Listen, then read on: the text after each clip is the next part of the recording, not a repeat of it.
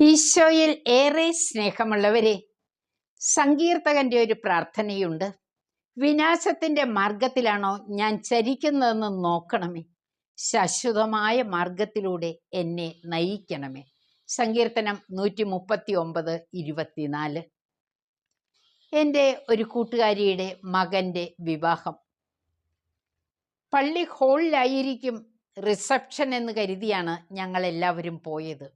എന്നാൽ വളരെ ദൂരെയുള്ള ഒരു AC ഹാളിലായിരുന്നു സൽക്കാരം. കാരണം തിരക്കിയപ്പോൾ പറഞ്ഞത് മകൾ അമേരിക്കയിലാണ്, മകളുടെ കൊച്ചു മകൾ, അവൾക്ക് AC ഹാൾ വേണം.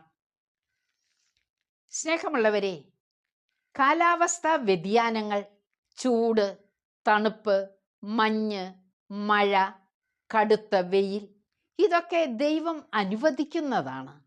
ദൈവ തൃക്കരങ്ങളിൽ നിന്ന് നന്ദിയോടെ നാം അത് സ്വീകരിക്കുന്നതായാൽ അത് ദൈവഹിതത്തിന് വിധേയപ്പെട്ടിട്ടുള്ള ഒരു പ്രവൃത്തിയായിരിക്കും.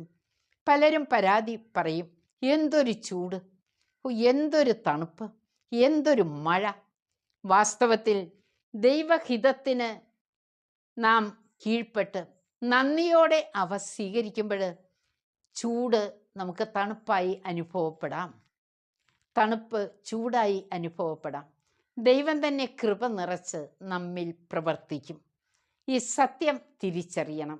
ലളിത ജീവിതം നമ്മുടെ മുഖമുദ്രയാക്കണം. അനുദിനം കുരിശെടുത്ത് എന്നെ അനുഗമിക്കാൻ പറഞ്ഞ നമ്മുടെ നാഥൻ്റെ കാൽപ്പാടുകളിലാണ് നാം പോകുന്നതെന്നുള്ളത് മറക്കരുത്. ദൈവത്തിൻ്റെ അനുഗ്രഹം എല്ലാവരിലും സമൃദ്ധമായി ഒഴുകിയിറങ്ങട്ടെ എന്ന് പ്രാർത്ഥിക്കുന്നു.